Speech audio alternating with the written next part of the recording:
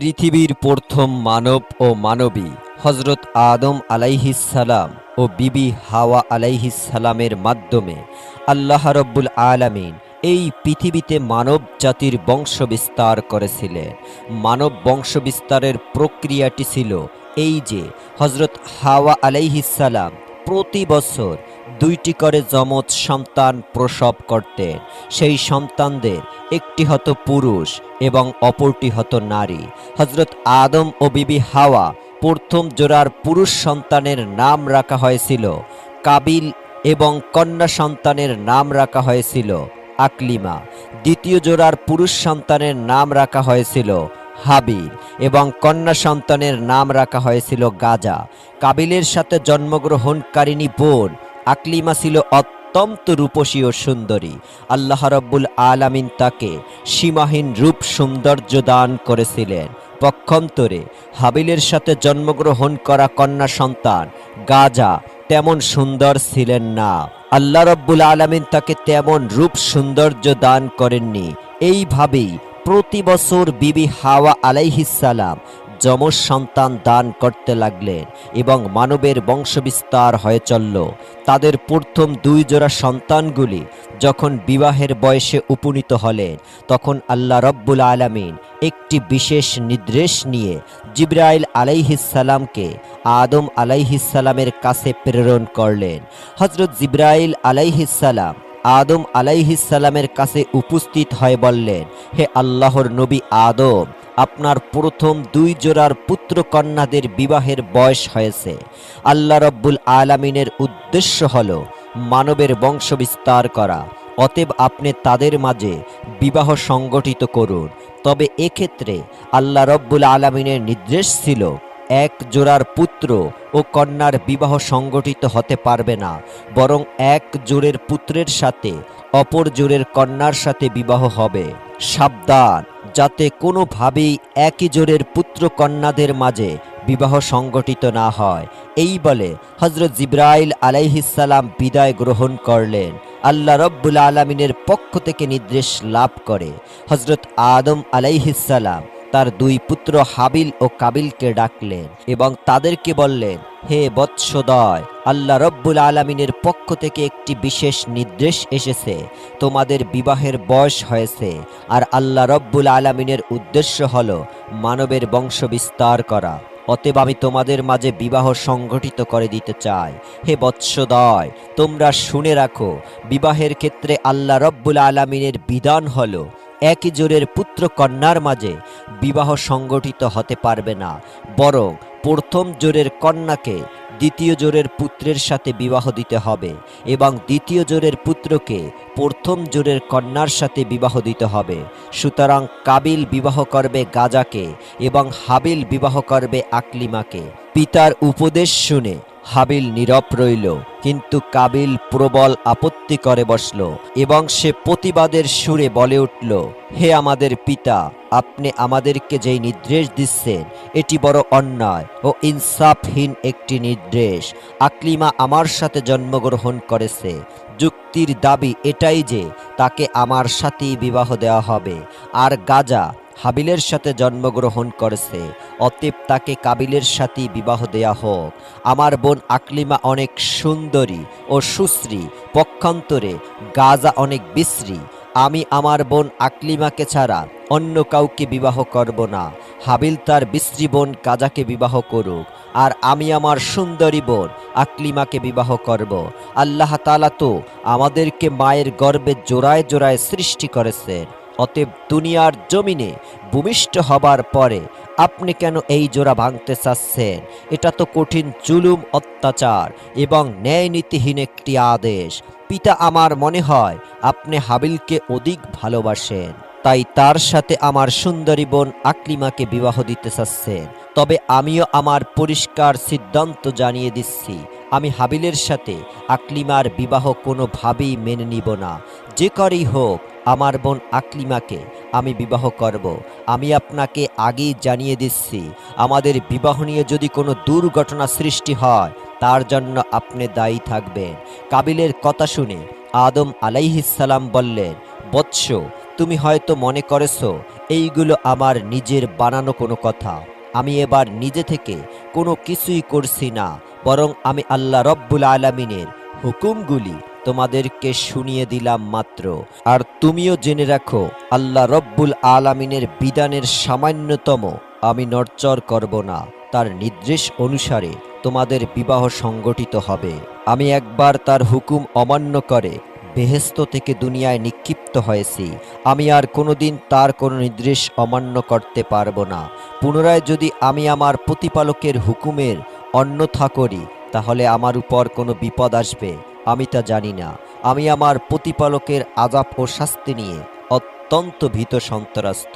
অতএব হে বৎস, অবনত চিত্তে আল্লাহ রব্বুল আলামিনের হুকুম মেনে নাও এবং তিনি যেভাবে বিবাহের ফরমান জারি করেছেন সেই মতেই বিবাহ করার জন্য প্রস্তুত হয়ে যাও। কিন্তু আদম আলাইহিস সালামের কোনো নসিহাতে কাবিলের কর্ণগোচর হল না। সে তার জিদের অটল থাকল।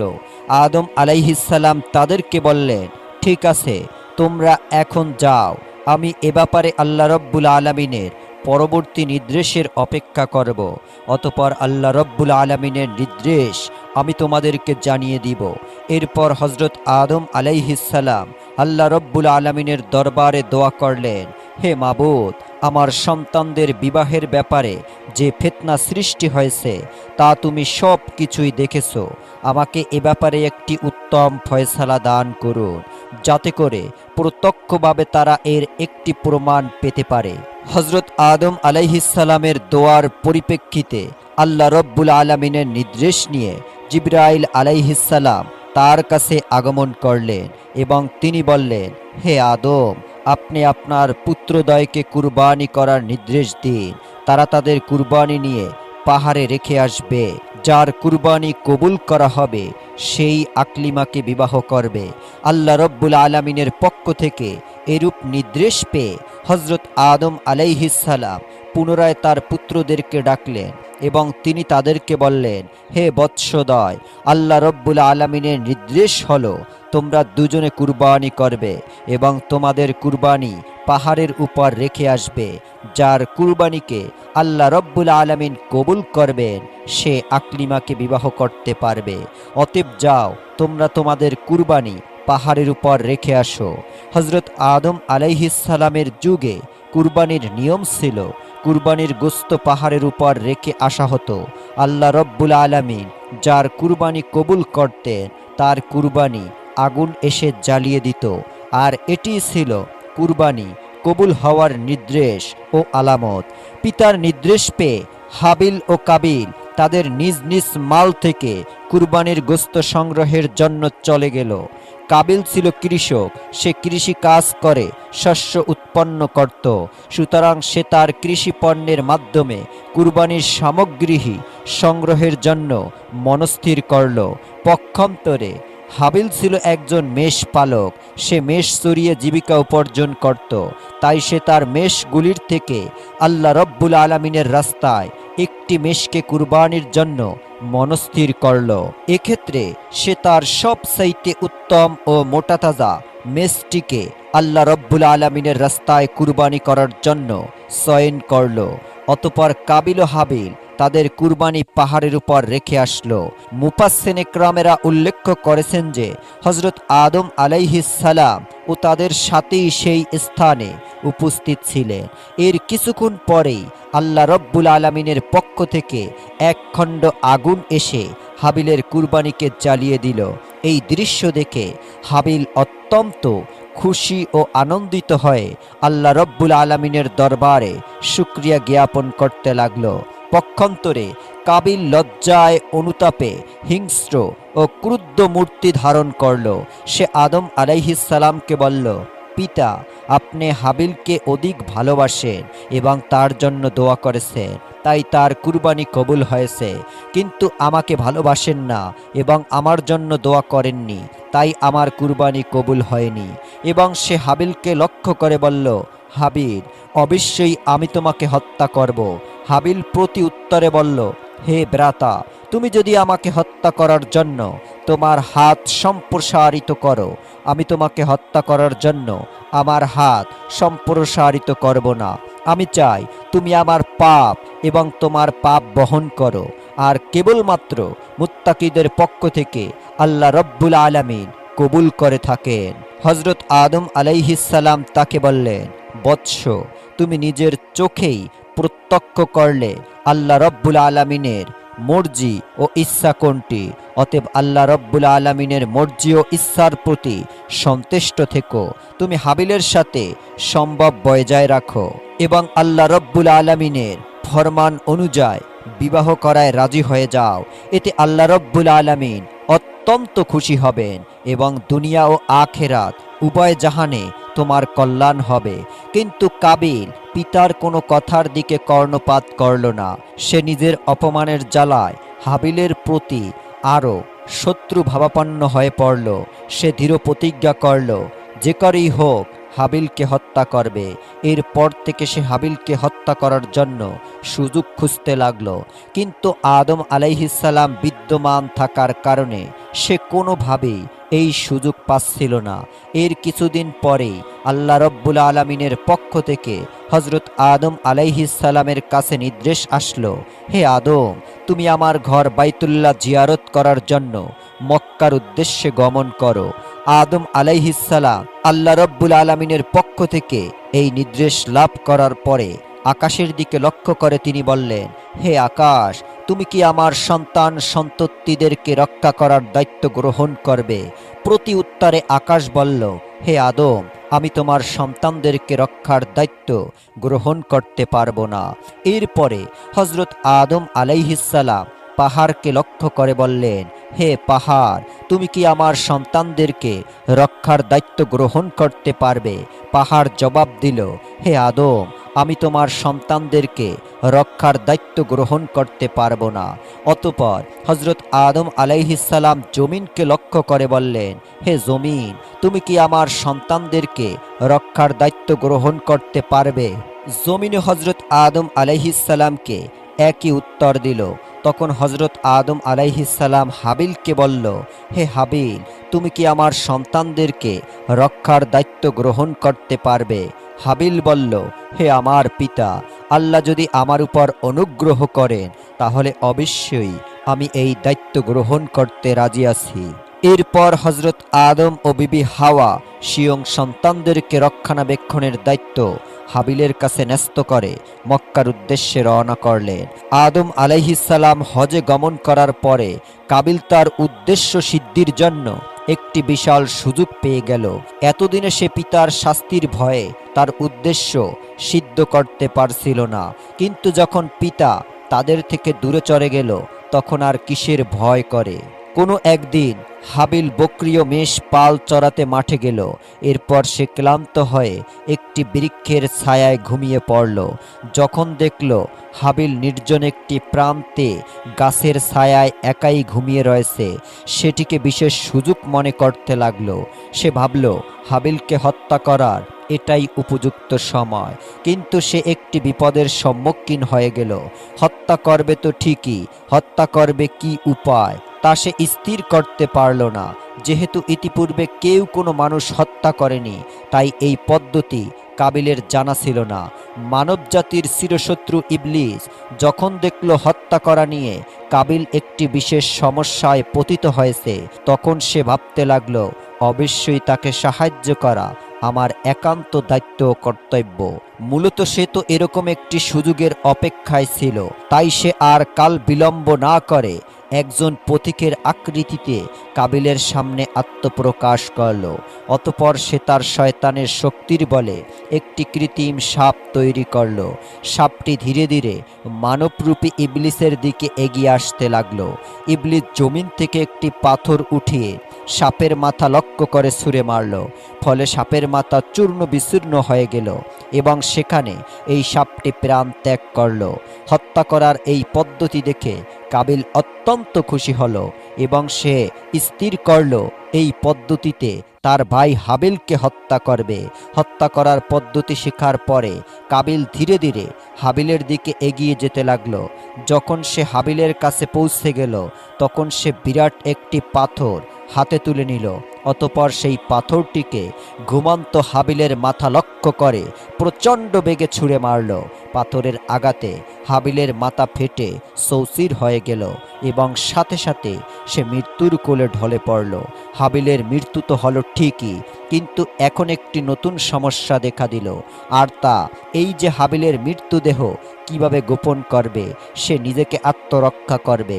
তার মনে এই চিন্তা দেখা দিল যে যদি হাবিলের লাশ এইভাবে এখানে পড়ে থাকে তাহলে তার মৃত্যুর কথা নিশ্চয়ই পিতার কর্ণগোচর হবে এবং আমি যে তার হত্যাকাণ্ড ঘটিয়েছি এটা অবশ্যই তিনি বুঝতে পারবেন।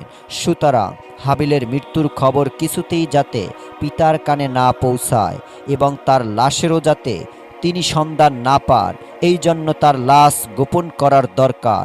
কিন্তু কাবিল বুঝতে পারছিল না কিভাবে তার ভাই হাবিলকে সে দাফন করবে। যেহেতু ইতিপূর্বে এই কাজ পৃথিবীর কোনো মানুষই করেনি, তাই কাবিল তার ভাই হাবিলের মৃত্যুর লাশ কাঁধে নিয়ে এদিকে সেদিকে ঘুরতে লাগলো। আর সে ভাবতে লাগলো কিভাবে এই লাশকে গোপন করা যায়। অনেক মুফাসসিরে কেরাম বলেছেন কাবিল এইভাবে তার ভাইয়ের লাশটিকে নিয়ে 1 বছর পর্যন্ত ঘুরে বেরিয়েছিল। অনেকের মতে কয়েক মাস ঘুরেছিল, আবার কেউ কেউ বলে কয়েক দিন বা কয়েক সপ্তাহ পর্যন্ত ঘুরেছিল। সঠিক ব্যাপারটি আল্লাহ রব্বুল আলামিনই ভালো জানেন। কাবিল যখন তার ভাই হাবিলের মৃত্যু লাশ কাঁধে করে এইভাবে ঘুরে বেড়াচ্ছিল, তখন আল্লাহ রব্বুল আলামিন ইচ্ছা করলেন যে তাকে 2টি নিকৃষ্ট প্রাণী দিয়ে মানুষ দাফন করার কাজটি শিক্ষা দান করবে। এই জন্য তিনি তার সামনে 2টি কাক পাঠিয়ে দিলেন। কাক 2টি কাবিলের সামনে আবির্ভূত হয়ে ভীষণ মারামারি শুরু করে দিল। তারা একে অপরকে ঠোঁট দিয়ে ঠোকরাতে শুরু করলো। এরপর একটি কাক অপর কাকটিকে হত্যা করলো। এরপর জীবিত কাকটি তার ঠোঁট দিয়ে একটি গর্ত খনন করলো এবং মৃত্যু কাকটিকে সেই গর্তের মধ্যে রেখে তার উপর মাটি চাপা দিল এবং সে উড়ে চলে গেল। কাকদের থেকে মানুষ দাফনের এই পদ্ধতি শিক্ষা লাভ করার পরে কাবিল মনে মনে ভীষণ লজ্জিত হলো এবং সে নিজেকে ধিক্কার দিতে লাগলো যে হায় রে, আমি এই সামান্য কাকের মতো বুদ্ধিমান নয়। একটি কাক মানুষ দাফনের যেই পদ্ধতি জানে আমি সেই পদ্ধতিও জানি না। আমি এই কাকের মতো হতে পারলাম না। কত নিকৃষ্ট আমি। কাকদের থেকে মানুষ দাফনের এই পদ্ধতি শিক্ষা লাভ করার পরে কাবিল তার ভাই হাবিলকে দাফন করার জন্য একটি কবর খনন করল। অতপর সেই কবরে হাবিলের লাশ রেখে তার উপর মাটি চাপা দিল। হাবিলের লাশ দাফন করার পরে সে একেবারে নিশ্চিত হয়ে গেল এবং মনে মনে ভাবতে লাগলো যে করেই হোক এই বিপদ থেকে আমি নিষ্কৃত লাভ করলাম। এখন আর আমাকে থামায় কে? আকলিমাকে তো আমি বিবাহ করব। এসব ভাবতে ভাবতে সে পথ চলছিল আর অপেক্ষা করছিল কখন সে বাড়িতে গিয়ে পৌঁছাবে। এমন সময় আল্লাহ রব্বুল আলামিন জমিনকে নির্দেশ দিলেন, হে জমিন, তুমি কাবিলের দেহ হাঁটু পর্যন্ত গ্রাস করে ফেলো, তাকে নাড়াচাড়া করতে দিও না। সে তার নিজের ভাইকে হত্যা করে মহাপাপীতে পরিণত হয়েছে। জমিন সাথে সাথে আল্লাহ রব্বুল আলামিনের নির্দেশ পালন করল এবং কাবিলকে হাঁটু পর্যন্ত গ্রাস করে ফেলল। হতভাগ্য কাবিল আর তার পা টেনে জমিন থেকে তুলতে পারল না। সে বুঝতে পারল এই শাস্তি আল্লাহ রব্বুল আলামিনের পক্ষ থেকে এসেছে। এই কথা বুঝতে পেরে সে আল্লাহ রব্বুল আলামিনের দরবারে কাকুতি মিনতি করে বলতে লাগলো, হে মাবুদ, ইবলিস গুনাহ করে তোমার দরবার থেকে বিতাড়িত হয়েছিল মাত্র, কিন্তু জমিন তাকে এইভাবে গ্রাস করেনি। আমার অপরাধ কি ইবলিসের অপরাধের চেয়েও বড় যে জমিন আমাকে এইভাবে গ্রাস করে নিল? আল্লাহর পক্ষ থেকে তাকে জবাব দেয়া হলো, ওরে দুরাচার, সে যত বড় অপরাধ করুক না কেন সে নিজের হাতে নিজের ভাইকে হত্যা করেনি। কাবিল আবার বলল, হে মাবুদ, আমার পিতা বেহেশতে অবস্থানকালে তোমার হুকুম অমান্য করে বড় গুনাহ করেছিল। তাকে তো তুমি শাস্তি দিয়েছ বটে, কিন্তু তাকেও তো জমিন এইভাবে গ্রাস করেনি। আল্লাহর তরফ থেকে জবাব আসলো, হে নিষ্ঠুর, তোমার পিতা আমার আদেশ অমান্য করে অন্যায় করেছিল নিজের প্রতি, কিন্তু তুমি এমন অপরাধ করেছ যাদের অন্যের হক নষ্ট হয়েছে। তুমি অন্যের প্রতি অবিচার করেছ, সুতরাং তোমার অপরাধ সর্বাপেক্ষায় গুরুতর। এরপর আল্লাহ রব্বুল আলামিন জমিনকে নির্দেশ দিলেন, হে জমিন, তুমি কাবিলের দেহকে তার বুক পর্যন্ত গ্রাস করে ফেলো।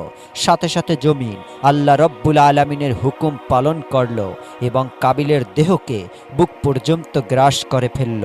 তখন কাবিল দিশেহারা হয়ে ব্যাকুলভাবে আল্লাহর দরবারে মিনতি জানাতে লাগলো, হে দয়াময় প্রভু, আমি না বুঝেই ইবলিসের প্রচারণায় পড়ে আমার ভাই হাবিলকে হত্যা করেছি এবং অন্যায় করেছি। সত্যি এর চেয়ে বড় অন্যায় আর কিছুই নেই। কিন্তু হে দয়াময়, তোমার কৃপা অপরিসীম, তুমি সব কিছু ক্ষমা করে দিতে পারো। হে আল্লাহ, আমি আমার পিতার নিকট শুনেছি যে তার গুনাহটি তোমার প্রিয় হাবিব মোহাম্মদ সাল্লাল্লাহু আলাইহি ওয়াসাল্লামের উসিলায় ক্ষমা করেছিলে। আমাকেও তুমি তোমার সেই মহান হাবিবের বরকতের উসিলায় ক্ষমা প্রদর্শন করো। এবার আল্লাহ রব্বুল আলামিন তার প্রিয় হাবিবের সম্মান ইজ্জত রক্ষার তাগিদে জমিনকে বলল, হে জমিন, তুমি কাবিলকে ছেড়ে দাও। কাবিল জমিনের কবল থেকে মুক্তি লাভ করার পরে ভাবতে লাগলো, যেভাবেই হোক এই বিপদ থেকে আমি রক্ষা পেলাম, এবার আর আমাকে ঠেকায় কে? আকলিমাকে তো আমি বিবাহ করবই। কাবিলের এই কথা চিন্তা করার সাথে সাথে আল্লাহ রব্বুল আলামিনের একজন আযাবের ফেরেশতা এসে তাকে পাকড়াও করল এবং তাকে একটি পাহাড়ে বন্দি করে তার মাথায় একটি পাথর দ্বারা আঘাত করল। আর সাথে সাথে কাবিলের মৃত্যু হয়ে গেল এবং আল্লাহ রব্বুল আলামিন পুনরায় তাকে জীবিত করে দিল। পুনরায় সেই ফেরেশতা তার মাথায় পাথর দ্বারা আঘাত করল এবং পুনরায় সে মৃত্যুবরণ করল। বলা হয়ে থাকে, কিয়ামত পর্যন্ত এই ফেরেশতা কাবিলকে এইভাবে শাস্তি দিতে থাকবে।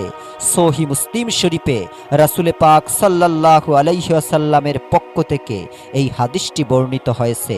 রাসূল সাল্লাল্লাহু আলাইহি ওয়াসাল্লাম বলেছেন, কিয়ামত পর্যন্ত যত অন্যায় হত্যাকাণ্ড ঘটবে সেই পাপের একটি অংশ আদম আলাইহিস সালামের পুত্র কাবিলের আমল নামায় লিখা হবে। কেননা সে এই প্রথম ব্যক্তি যে হত্যার মতো ভয়ঙ্কর এই পাপ কাজকে পৃথিবীর জমিনে চালু করেছিল। কাবিল যখন হাবিলকে হত্যা করেছিল তখন আদম আলাইহিস সালাম হজ আদায়ের জন্য মক্কা শরীফে ছিলেন। আদম আলাইহিস সালাম দেশে ফিরে এসে হাবিলের সন্ধান না পেয়ে তার সন্তানদের কাছে জিজ্ঞাসা করলেন, হে বৎসরা, তোমরা কি তোমাদের ভাই হাবিলের কোনো সন্ধান জানো? আমি তাকে দেখছি না কেন? আদম আলাইহিস সালামের সন্তানেরা তাকে উত্তর দিল, হে পিতা, আপনি হজ করতে যাওয়ার কিছুদিন পর থেকেই আমরা আমাদের ভাই হাবিল ও কাবিল দুজনকেই দেখছি না। আমরা তাদেরকে অনেক খোঁজ করেছি কিন্তু তাদের কোনো সন্ধান পাইনি। আমরা জানি না তারা কোথায় আছে, কি করছে। তাদের কথা শুনে আদম আলাইহিস সালাম বুঝতে পারলেন অবশ্যই কাবিল হাবিলকে হত্যা করেছে, আর সে তো তাকেই ইতিপূর্বে হত্যার হুমকি দিয়ে রেখেছিল। আর এই দ্বন্দ্বের একমাত্র কারণ যে তার কুপুত্র কাবিলের অন্যায় জেদি ছিল তা তিনি জানতেন। সুতরাং কাবিলের কারণে তার মনে কোনরূপ দুঃখ হলো না, কিন্তু কাবিলকে হারিয়ে তিনি একেবারেই শোকাকুল হয়ে পড়ল। অতঃপর তিনি আল্লাহ রব্বুল আলামিনের দরবারে কাঁদতে কাঁদতে প্রার্থনা করলেন, হে আল্লাহ, হাবিলকে যদি হত্যা করা হয়ে থাকে তবে তার কবর এবং মৃত্যু লাশের চিহ্নটুকু তুমি আমাকে দেখিয়ে দাও, তাতে আমি শান্তি পাব। আদম আলাইহিস সালামের এই দোয়ার পরিপ্রেক্ষিতে আল্লাহ রব্বুল আলামিন তাকে জানিয়ে দিলেন, হে আদম, তোমার পুত্র কাবিল তোমার সন্তান হাবিলকে হত্যা করেছে, এজন্য কিয়ামত পর্যন্ত তাকে এই পাপের শাস্তি ভোগ করতে হবে এবং পৃথিবীতে তোমার যত সন্তানই অন্যায়ভাবে হত্যাকাণ্ড সংগঠিত করবে সেই হত্যাকাণ্ডের পাপের একটি অংশ তোমার পুত্র কাবিলের আমলনামায় লিপিবদ্ধ করা হবে। অতঃপর আল্লাহ রব্বুল আলামিন তাকে হাবিলের মৃত্যুর জায়গাও তার কবর সম্পর্কে জানিয়ে দিলেন। আল্লাহ রব্বুল আলামিনের পক্ষ থেকে এই সংবাদটি জানার পরে আদম আলাইহিস সালাম সেই স্থানে গেলেন এবং তিনি কবর থেকে কাবিলের লাশটি উঠিয়ে দেখলেন তার মাথা চূর্ণ বিচূর্ণ করে দেওয়া হয়েছে এবং তার সারা শরীরে এখনো রক্তে রঞ্জিত হয়ে রয়েছে। তখন হযরত আদম আলাইহিস সালাম হাবিলের লাশটিকে বাড়িতে নিয়ে আসলেন। পুত্রের এই অবস্থা দেখে বিবি হাওয়া ও কাঁদতে কাঁদতে অস্থির হয়ে গেলেন। অতঃপর তারা সিদ্ধান্ত নিলেন হাবিলের লাশটিকে একটি সন্দুকে করে তাদের কাছেই রেখে দিবেন। তাদের এই চিন্তা করার পরে জিবরাইল আলাইহিস সালাম আল্লাহর হুকুম নিয়ে তাদের কাছে এসে বললেন, হে আদম ও হাওয়া, আপনারা যেই সিদ্ধান্ত নিয়েছেন এটি আল্লাহ রব্বুল আলামিনের সিদ্ধান্ত নয়। কোনো মৃত্যু মানুষকে আপনারা আপনাদের কাছে রেখে দিতে পারবেন না, বরং আল্লাহ রব্বুল আলামিনের হুকুম হলো তাকে আপনারা উত্তম রূপে গোসল করিয়ে জমিনে পুনরায় দাফন করে দিন। জিবরাইল আলাইহিসসালামের পরামর্শে আদম আলাইহিসসালাম পুনরায় তার পুত্র হাবিলের লাশটিকে উত্তম রূপে কাফনের কাপড় পরিধান করে দাফন করে দিলেন। তো সম্মানিত দর্শকবৃন্দ, এই ছিল হাবিল এবং কাবিলের হত্যাকাণ্ডের ঘটনা।